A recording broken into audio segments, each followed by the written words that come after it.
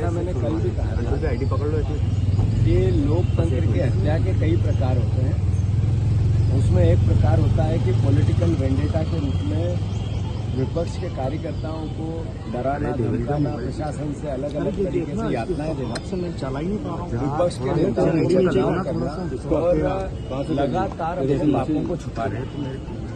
नेता प्रतिपक्ष को इसलिए 307 लगाई कि नेता प्रतिपक्ष ने कहा कि फर्जी बिलों का घोटाला 2000 करोड़ रुपए खा गए इंदौर के महापौर और पूरी परिषद और इनके पार्षद।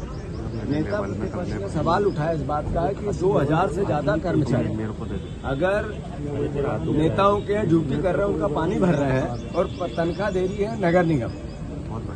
अगर नेता प्रतिपक्ष ने ये कहा कि ये जो मेट्रो आ रही है, इस मेट्रो में जो फिर से इसकी प्रोजेक्ट रिपोर्ट के बाद जो इसका प्रोजेक्शन हुआ था, जितने पैसे का इसमें यूज होना था, उपयोग होना था, उससे ज्यादा अगर हजारों करोड़ रुपए बढ़े तो ये करप्शन की भेंट चढ़े। ये जो सरकारी जमीनें बेची जा रही है, इसको लेकर नेता प्रतिपक्ष सवाल उठा रहे थे। तो ये पूरा घटनाक्रम उसके आसपास था। ये झगड़ा करवाना जानबूझ के उनके बच्चों से, फिर चिंटू चौक से समझाने जाना, उसके बाद भी कोई वीडियो विजुअल, कोई किसी प्रकार का एविडेंस नहीं, उसके बाद उस पर 307 लगाना।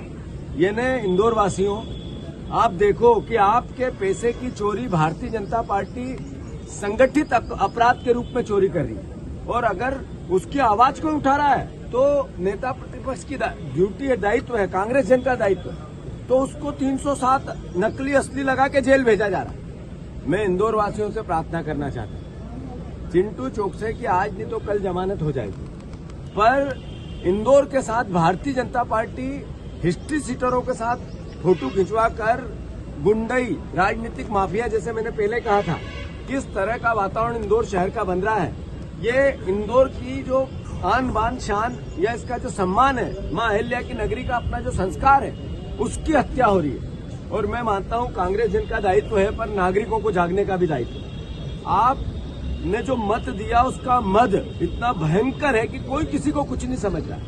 तो मैं फिर से आप इंदौर की जनता से प्रार्थना करता हूं, अपील करता हूं कि इनके चेहरे को पहचानो। हम तो लीगल लड़ाई भी लड़ेंगे, कानूनी भी लड़ेंगे, पॉलिटिकल भी लड़ेंगे, अपना दायित्व भी निभाएंगे, पर आप लोगों को भी जागना पड़ेगा, इंदौर वासियों को भी जागना पड़ेगा। अगर नहीं जागोगे तो आज चिंटू का नंबर आया है, कल किसी न किसी रूप में वो हर व्यक्ति जो इनके खिलाफ जाएगा उसको भी इसी तरीके से यातनाएं देंगे।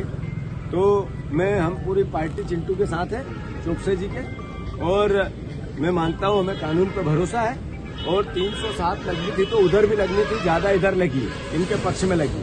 पर जिस तरह का हठधर्मिता चल रही है, जैसा मैंने कहा, प्रशासन, पुलिस, जिसका दायित्व है इस कानून व्यवस्था को चलाने का, वो भी एक तरह से नौकरी हो गई, दिहाड़ी। कल भी मैंने बोला था, नौकरी नहीं कर रहे हैं, दाड़की कर रहे हैं बीजेपी के नेताओं के। और मैं समझता हूं इनको अपने गिरेबान में झांकना चाहिए, आत्ममंथन करना चाहिए। सारे पुलिस विभाग के साथियों से मेरा आग्रह है कि इस पुलिस की वर्दी को आप इसका सम्मान करें। अगर इतना अपमानित होंगे तो ये जगह जगह पुलिस की जो पिटाई, यही टीआई को मारा गया था, क्यों मारा गया था? क्योंकि पुलिस की वर्दी बायस्ड हो गई, इसलिए मारा गया था। तो ये गलत हुआ था, होना नहीं था, पर इसका सम्मान करना आप लोगों का दायित्व है, ये भी करो।